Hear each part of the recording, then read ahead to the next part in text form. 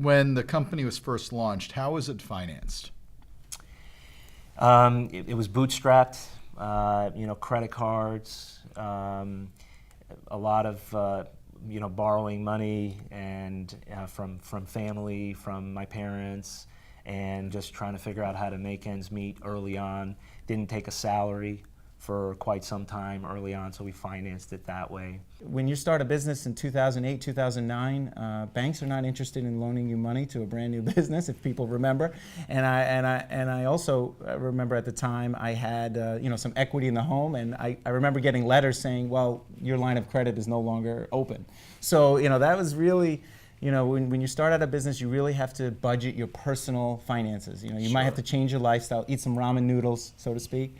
And really paved the way for the long-term success. Yeah. My food of choice was macaroni and cheese. Okay, great. In the early days. Not paying ourselves, basically just taking enough to pay our bills. When I had started, I just had a newborn. My first boy was on the way. My wife I had met in the industry. She was a recruiter. I was an account executive. My partner Vito, just putting everything back into the company. How have you been able to finance the growth of your company? So that's actually a very good question. We've done it on our own, but it all comes down to me. I take the hit, if you will.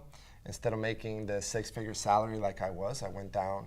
A few years I was making under 50,000. Everything that we were bringing in, I was reinvesting back in the company.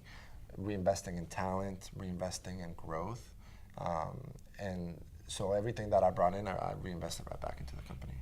And what I tell them all is I'll provide you with capital to grow your business, because a lot of times business owners make decisions that are based on cash flow. In most cases, those are made out of survival and not good business decisions. So what we do is we will provide working capital to these businesses so they can make intelligent decisions. But more importantly than what we'll provide them in cash is we'll provide them in experience. We'll allow them to leverage our team because we've already been there. We've already made those mistakes. We've paid the quote idiot tax, and they can leverage our experience. So we've done a number of these acquisitions, and they've been very successful, taking organizations that were producing 15 to 20 deals a month, and 6 months later producing over 100 deals a month. So based on your experience, share with me wisdom that could benefit a fellow entrepreneur. Number one, do something that you love. Don't do something because you see there's a market for it. That might be a good strategy, but at one point, when you go through that time where, that you're going to be successful in a couple years, but you have to go through that miserable time of not getting the reward right away. Sure. Doing what you love will help you go through that time, because it won't feel like you're doing something for a reward. You're doing it because it makes you happy, because it nourishes you. What I think a lot of entrepreneurs, especially in technology, we get focused on the technology. We get focused on the problem that we're trying to solve. And we don't learn or study enough of the sales and marketing process. And really it's the sales and marketing process that propelled our growth as a company, that got us onto the Inc. list. So I would go back in time and I would focus very much on those sales and marketing decisions that I sort of neglected early on. That's probably what I would do. And don't be afraid to take people's ideas, Not steal, just take. And tell them you're taking it. Like, great idea, good, I'm using it. So I do that all the time. A lot of times entrepreneurship is about finding something completely new, right? Something that hasn't been done before.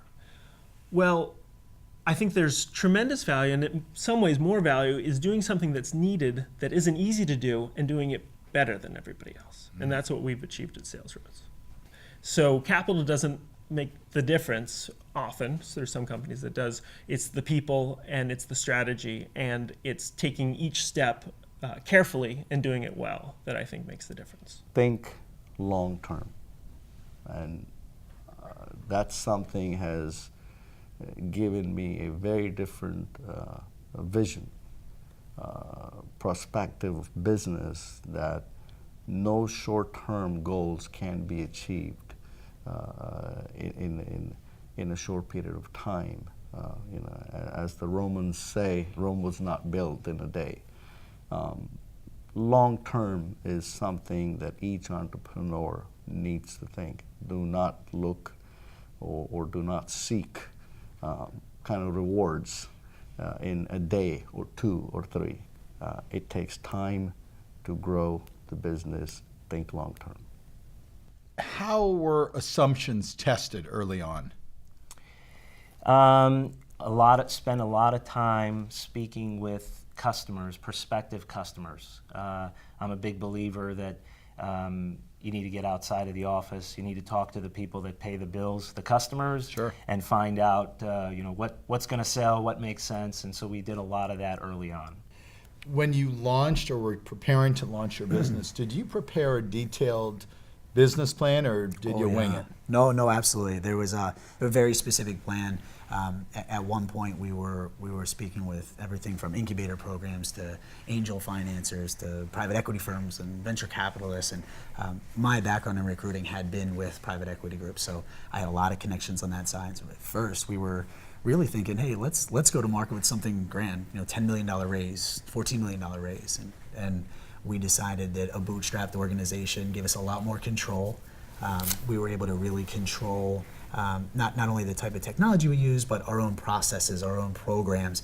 And in doing that, we built a business plan that we could actually automate the process to the tune of better margins. So it gave us a pricing advantage to go to the market as well. So it really has helped us be wildly successful. I went to the Wharton School of Business, and they really have a great program that fosters entrepreneurship, wants to develop entrepreneurs. And within the first month, I heard about the business plan competition. And so I had always wanted to go, start my own company, become an entrepreneur. And I thought, what a great way to take the first step by entering the business plan competition. So I entered the business plan competition, and through the process of applying and being part of the business plan competition, I developed my business plan. The same one you launched? The same one I launched, yes. That is magnificent. So, when you hear the words trust and respect, what does that mean to you? It means a lot. As a leader of my business, I want all of our entire team to trust and respect me. So I take that with pride, and everything I do, everything I say, I live up to those words and live by them. We've got an amazing reputation, not only our family in general, the business, and there's I take pride in that for the trust and respect, and to be able to live by those words is pretty powerful. In terms of respect is earned. My mother has taught me that to respect what you give to others, they'll give you back. And it is a very important part of my life to respect the elders, respect the employees, respect the families, respect the clients. I think it's super important. Trust and respect it's a foundation on the principles that I live by. I think they're probably the most two attributable qualities you could have. Being honest with people and respecting others, treating them how you would like to be treated. I feel as though that's a big part of my recipe for my success, both with my business and my personal endeavors. Trust, I think, has the meaning to depend on someone or something. You have to count on them. I think that's the simplest way to break it down. You can't depend on that person. You can't trust them. Respect, there's an order of things. And, I think most of us, for the most part, are raised knowing what the right or wrong thing to do is. And as long as you try to do your best to follow it, you're not going to follow it every time. But as long as you do your best to follow that path of respect, you will, I think you got to go with your gut. Most people, like I said, know the difference between right or wrong. In your opinion, yourself included, are entrepreneurs born or are they made? Great question. I would say that they're born, for sure. It's just in them. But I also think that they could take it to the next level with hard work, determination, and just the will and the want to get to where they want to be? I think they're made. I think your upbringing, I think your maybe what you've seen growing up might impact your entrepreneurial abilities. But I don't think you're born. I think you're made. Do you think entrepreneurs are born or are they made? I think there's aspects that could be made, for sure, and there's aspects that are innate, like in every athlete or every different profession. I'm a big believer in learning, and I think the key is in everything is really the effort. It's all about, can you make the effort? There's a famous, again, saying, philosophical saying, I cannot teach anybody anything. I could only make them think. So if you're not going to put the effort into becoming a great entrepreneur and becoming a great athlete or becoming whatever you want to become, it's not going to happen. So it's really a matter in the degree of effort. In your opinion, are entrepreneurs born or are they made? I think entrepreneurs are made, but they have to have specific characteristics as human beings. I think those same characteristics are evident in many of our leaders, whether it's in religion or politics or sports organizations or whatever. I think you need to be a leader to be an entrepreneur. You have to take risk. You have to have values and ethics and that drive to never give up. I mean, how many people do we know failed in their first business or second business or third business and never give up? And it's like that in our personal lives. Things go up, things go down. I've had my own ups and downs that brought me back into this business, not back into this business. So I think you need to have those core values and that desire never to give up and keep going. I think that's what makes a real entrepreneur, that drive. In your opinion, are entrepreneurs born or are they made? I think you have to be born. This is something that you're born with. A lot of people, and I talk to a lot of people that or friends or acquaintances that say, "Oh, I'm getting my MBA and I'm taking the entrepreneurship route," and I'm like, "What do they teach you there?" Because and then you have all this again, and going back to the difference between academia and actual action. So that's why I go back to you can learn certain skills, but you have to be born with that desire. And you have to also be a little crazy to tolerate the ups and downs of running a business. Because that true entrepreneur is the one that is, from day one willing to bet their house on the business because you believe so much in the idea. So I believe you have to be born with these ideas. I think that you probably have to have, besides a slight screw loose, to be an entrepreneur. You probably had some inkling of it from the time you were really young. So when I took my dad's lawnmower and started mowing lawns when I was 10 and built the business model around him paying for the gas and me collecting the money, I think that was probably an early sign that I probably had some entrepreneurial spirit. From what I've seen from entrepreneurs that I know, it seems to be something that was kind of built into their core for a long time. I think it's a little bit of both, candidly. I think entrepreneurial zeal is something that's inherent in someone's DNA. They yearn for more. They want to succeed. No is not acceptable. I don't think it's a person's resources. Some people are born with tremendous resources, and some have none, and they'll succeed in spite of that. So I think it's a little bit of both. I think inherent in your DNA is this desire to succeed, to want more, to achieve, to prove doubters wrong. I think that's a major quality. But then at some point, I think they're also made in the sense that they need other like-minded entrepreneurs to feed off of. As we run the training for our staff, we talk about the power of anticipation. And we say, I had a humble experience of playing a shoot-'em-up game with my nephew. And he told me he'd go first, right? And so 45 minutes later, I'm waiting for my turn. And I died in 2 minutes. I didn't know there was a guy up on the rafter behind the door. And the reality of it, he knew that. And because he knew that, he could be much more successful completing the levels and moving forward. And I tell my staff the same thing. And to that point, I think entrepreneurs are made because they're able to learn that anticipation, learn what happens next. What one word describes you as an entrepreneur? Persistent. Crazy. What do you mean by that? I think outside the box. I don't always do everything as other entrepreneurs do in a conventional way. Sometimes they make wild decisions, quick decisions, and you got to be quick. And some of those decisions obviously have been very, very successful. Just different, I guess, different/crazy.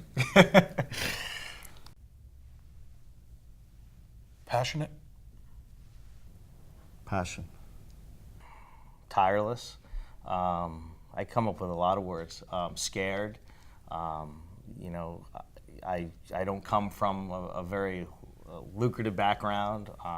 From New York, from the Bronx, moved down here with my dad in '84 and my sister. I've had a lot of financial success over the last couple of decades, and I fear failure. Optimistic. Hungry. Determined. I'd like to think myself as an innovator. Our business and our industry is extremely competitive. There's thousands of companies like mine. Everybody's a ticket broker these days. If you have a season tickets with, you know, your Miami Dolphins, everybody's selling a ticket. StubHub's legitimized our industry, and everybody's a ticket broker. But unlike our competitors, we have been able to establish this unique product line where we don't have any competition. So when it comes to managing our associates, one of our criteria is, you know, we manage them from not just a professional level, but a personal level as well, and understanding, you know, the challenges of life, you know, whether it be family time, whether it be, you know, training, whether it be that they need to take care of themselves to make themselves happy. Our HR department is interviewing nonstop every day. We're just continuously looking for people, because it's hard to find people who not just can do this work, but love doing this work, because people aren't going to be great and aren't going to do great things unless they love it. So our HR department is continuously looking for people who love and excel at this, and it's not easy to do it. And that's why a lot of organizations that don't focus on this or don't invest in the way that they need to do it have difficulty doing it well. And second is developing the processes and iterating the processes. Things are changing. The internet has been an obvious game changer in so many regards, but business to business sales, things are changed every month in the tools that you can use to engage with prospects and learn about them, find ways for them to tell you and offer up information about them. And if you're not incorporating those types of strategies, it's very difficult to succeed. We have a great responsibility. When you own a business that has any employee, let alone 50 employees to 1,000 employees, you control whether they eat ramen noodles or they eat steak, right? All this analogy in the world. And I want my people to eat steak. So I make sure that before I do make any decisions or do anything that could affect their ability to have a good life, I figure out the different sort of outcomes, and I've been able to really apply that across all the different clients that I've had. Interesting. Briefly, what is the boldest move you've ever made in your professional life? Starting a company on my own. If you have, if you're looking for guidance or mentoring, or you want to problem solve or brainstorm, where do you go now to accomplish that? Well, my form has been fantastic. So I'm in EO, it's been a year, and the guys I'm with are great. And I have had the opportunity to put some of the challenges on the table, and some of the experience sharing has been just spot on. And it's comforting at times to know that people out there are in similar positions as you are, or as I am. What habits would you say helped you to attribute your success? Mm-hmm. I think one of the biggest things is you can never be satisfied. You know, especially if you're in the online space, there's always somebody else that's trying to copy your idea the next day. So, you know, you cannot just sit back and relax and just, even though, you know, second year in a row for us in the Inc. 5000 list and things things are great, you always have to be looking at the next idea and stay up front in innovation. I think innovation is key to any business. What habits? What habits? What habits? Planning. All right, so I like to plan my day the night before so I actually know what I'm going to do, what's critical. Another habit I've learned only the last couple of years is being able to say no more often and making sure I'm working on the parts of the job that's the best use of my time, making sure that I have team members that can handle the stuff that I should not be handling, and saying no. So being much more focused on what's important, I think, has been a developed skill rather than just saying yes to a lot of things. As an entrepreneur, and actually I think I'd say in every aspect of my life, one word, obsession. So if you're going to do something, obsess about it. I don't think you could become a founder or CEO of a business, or in my case, want to create an iconic brand, if your mind stops thinking about that. Some of my best ideas have come from reading Scientific American magazine and something completely unrelated that I say, wait a sec, because could that be applied towards? So if you know, there's a famous saying, to the hammer, everything looks like a nail. So if you're really in hammer mode, and you take in everything that you see around you to what you do, you'll come up with just amazing ideas.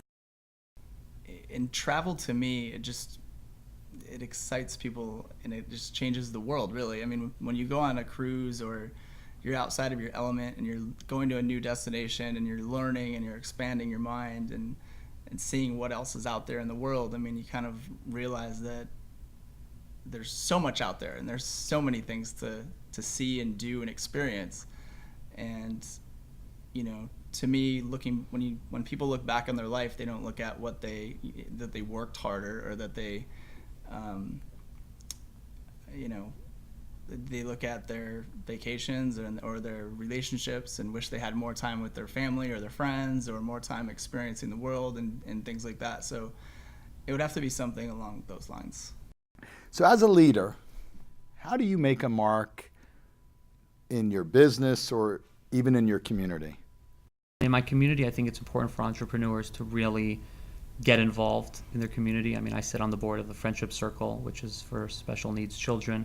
And I think entrepreneurs usually have a lot of contacts, and they have people in the community, and people respect entrepreneurs, and they want to help entrepreneurs. So I think we have a very big responsibility to really get out there and do whatever we can in the community. Share with me one of your coolest experiences you've ever done, either personally or professionally. I think one of the coolest things I ever did was in a previous life when I worked at the government. I got to brief President George W. Bush on some issues, and in that room, you know, we had the National Security Advisor, the Secretary of State, and several others, and it was a pretty exciting moment. That was at a professional level. I've asked this next question several times in the past. I have a sneaky suspicion your answer is going to be unique. Share with us the coolest experience you've ever had in your professional life. I remember my first cruise and looking over the ship, and we're in the middle of the ocean, and yeah, it was pretty emotional. It was pretty awesome. And just looking at, I think we had 2,000 people on that cruise, and just being like, wow, this is my cruise ship for these 3 or 4 days, or 3 days I think it was. And we had all these big artists on there, and everyone was just having the time of their life. This past summer, I got to go to San Antonio for the NBA Finals to see the Heat Spurs game, and I sat courtside with my feet on the wood for a game in which the Heat won, and I actually got to high-five LeBron James on my way into the seats, and I think that was probably the coolest experience. I think the most exciting thing that I've done is I took all the guys that work for me down to the Keys, and we chartered 2 big fishing boats, and we spent a Saturday fishing. And I think that trip we caught 102 fish. Oh my God. So it was like one of those things. We got back to the dock, and there was people lining up like we were celebrities, just watching us toss all the fish out onto the dock. But I think there was something like 80 some odd dolphin caught. We caught a handful of tuna. We caught a swordfish. It was one of those like miracle days, that you could never ever do again. And everybody, they had fish to bring home to their families. I mean, it was a really, really cool experience. So you're a little bit unique. You have both corporate experience and entrepreneurial experience. Do you feel as an entrepreneur that you have an advantage over corporate-owned competitors? And if so, why? I think I do, in the sense that I'll give you an example. When we were raising funds, one of the things that people would point out on a very regular basis, so we're nobody, we're just starting, and people would say, Phillips is going to crush you. They have resources beyond your imagination, and there's no way you can compete. And it really reminds me of the David and Goliath story. But having been Goliath before, I could, with a straight face, tell them they can't move fast enough. They think they know what they want to do, but there'll be 7 subcommittees trying to decide how they move forward. We can do this and we can beat them. And we knew, frankly, that specific company was working on a solution, but we knew that we could operate under the radar much more quickly than they can execute, and we did. And I think that's an advantage, knowing how those corporations work on the inside. It makes you less afraid of them in some ways. You had the power to reverse any decision you made. What would you change? Wow. I think one thing I would change is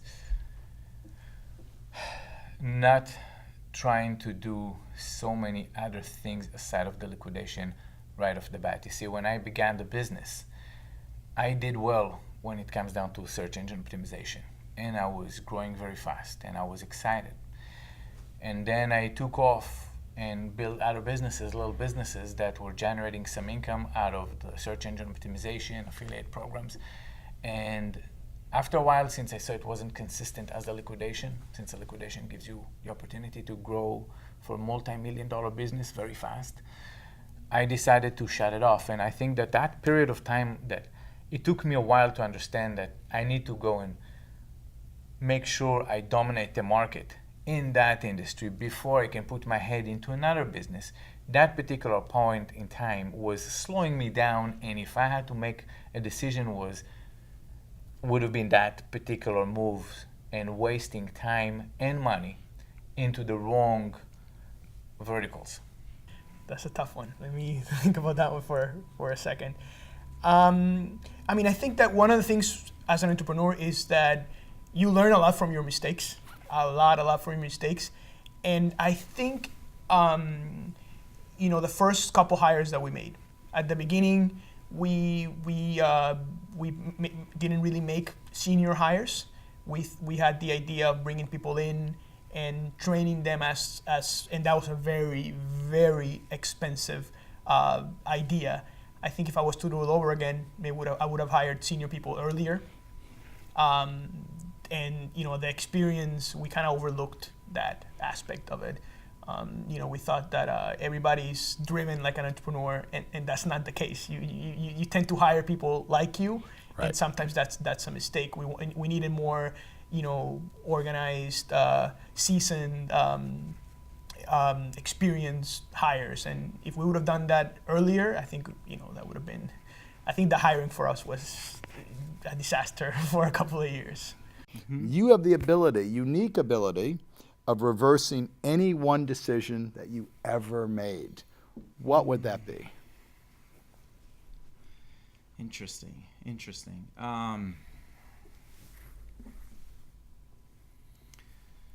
That's a difficult question for me, in the sense that I don't live a lot in regrets. I know that we've made mistakes. There are people that we've hired. There are multiple people that we've hired that wound up being disasters. So I would say some of those individuals that we provided a short-term investment for, without naming names, I would go back and say, don't hire that person. But other than that, we really, or myself, I live for the moment and look to the future. So I don't really focus on or dwell on the mistakes that I made. We've learned from those mistakes, but we just keep moving forward and try not to repeat those mistakes. Try to look for those signals that maybe, hey, remember when that happened, let's not do that again. I can do it better, and I'm going to do it better. And I went out and started my company, and I've helped a number of companies out of bankruptcy. I've helped a lot of companies grow into Inc., Fortune, whatever different levels that they've got into, and I've helped a lot of people get job promotions because they hired me, and I made them look smart and made them look good because we did our job. Well, you know, at the time I started the firm, I was 25, which was a little young for being in business. And I established credibility by not taking on too much work and making sure whatever I took on, I actually delivered on. So it was a year to 2 year process to get clients to really trust you, but it was just really one step at a time, doing a good job, coming back, and then they give you more work and more work. Andrew, assuming business is equated to a great recipe, what would be the 5 main ingredients to yield a fantastic business? Passion, perseverance, determination, integrity, and honor. So you're a maven in the food business. I try. So using food vernacular, what would you say are the 5 main ingredients that an entrepreneur needs to have a successful company? I think passion is probably the most important ingredient. I would say the second one is the ability to lead and the ability to explain the vision over to the people that work for them. The third would be the ability to manage, and I think leading and managing is very, very different. I think you really need both of those qualities. The fourth would be probably some type of crazy ingredient, like really being able to be out of the box and take risks and just not be the norm. And the fifth ingredient would be to have no ego and really not understand that it's not about you and it's about the company and it's about the people that work for you and it's about the customers more than anything. And yet you're still able to compete and grow and thrive. Mm-hmm. Yep. Why? I think just being unique and always being in touch with our clients, which we call our clients captains. Our captains steer the ship. They help us determine what cruise lines we work with, to what artists we book, to where we go. And I think just to focus on the captains and the experience and really exceeding expectations and blowing their minds. So when people go on a wet travel cruise, it's just going to be over the top. We don't skimp on things like some of our competitors do, production-wise. And yeah, it's all about the captains and the experience. And when people come back, that's what our biggest marketing is those people telling their friends and getting their friends to come the following year and keeping them engaged and keeping them excited throughout the year to come back again. So I think that's, one of the biggest things we've been able to do that our competitors haven't. How do you define success?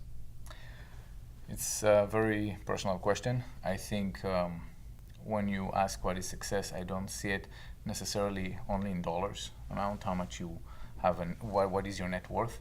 I think it comes down to self-actualization. If you're feeling fulfilled with what you're doing and you feel that you accomplished something that you wanted to accomplish, that is a success. I would say being able to, success for me is being able to, first and foremost, provide for my family. Today, the way I define success is seeing people in my organization that have grown tremendously and knowing that I helped be part of that process, to me is the definition of success. And also helping others, whether it's charitable or mentoring others, seeing other people that are starting businesses that come for mentorship or advice. That to me is how I define success, having the opportunity to do that. Can you give us an example of a sacrifice that has bettered your professional career? Well, anybody in a leadership position is going to have to sacrifice. Some of that sacrifice is time. You've got to dedicate the right amount of time to achieve the goals. Some of that sacrifice is relationships, taking that time away from certain people in your life. So that's another sacrifice. So anybody in a leadership role is gonna sacrifice. What was your average workday early on when you started compared to today? Actually, my workday when I started the first year of the company was 18 hours a day, 7 days a week. The thought process was that was the equivalent of having to hire 3 high-priced executives that I did not have to pay for. So I was able to, during business hours, work the phones, talk to clients, and write business. And at the night hours, I was able to do my research. I was able to put together marketing plans and do all of those things. Later, as the company became more successful, and with us, we do a lot of recurring revenue, we were able each month to hire another employee. So literally, when I started, I was wearing 20 hats, and each month I could take one of those hats off and hire somebody to handle those. And now, I've got a very powerful executive team that I would put up against any team in the country, and they handle all the day-to-day. They can allow us to scale because they have vision, so the company's not limited solely to my vision and to the ideas that I can create, like surrounding myself with really the top talent that's out there. What's the best source for you for new knowledge? I would say EO, Entrepreneurs Organization, has helped me back in 2007/8 when I came in. As a thirst for knowledge, and the group that I'm in, the forum I'm in, and the people and the folks that I met has given me the opportunity, and I believe I was able to take a lot of those opportunities and capitalize on them through the MIT program. I try to get to as many as the workshops and other things, the learning events. Try to get to those and capitalize on them as much as possible. I think every entrepreneur has to have a thirst for education, has to have a thirst for experience, and has to have a thirst for success. And through that, you have to have that quest for knowledge. You go through life and you have your experiences and you learn from it. You learn from your mistakes, you learn from your successes. But a true entrepreneur is also going to know that everybody goes through those things, and I can really learn from a lot of other people, to surround myself with as well. What is the primary source of your knowledge? I think basically talking to people, either in different space, my space. I'm a fan of learning from other people's success or failures. What is your source, your primary source of knowledge? For me, it's probably a combination of just experience, life experience, work experience. Certainly, I read. I read financial information. I read what's going on in stock market and so forth. I do have an MBA, so I am classically trained in business. Sam, you are such an experienced and knowledgeable entrepreneur. Your company is going through explosive growth. I'd like to make a $1 million investment in your company. How would you deploy those funds? Today, we're doing a lot of acquisitions, and we're doing acquisitions of smaller companies who are very similar to where we were years ago. What is the culture in your company? Starting with one thing you'll see in every job description, life's about the ride. We're in the people business. We put a lot of hours in. We believe that you get one shot at life, and we owe it to ourselves and our associates to make it the best possible ride out there. Who inspires you? Entrepreneurs. Entrepreneurs who, every day are creating something from nothing.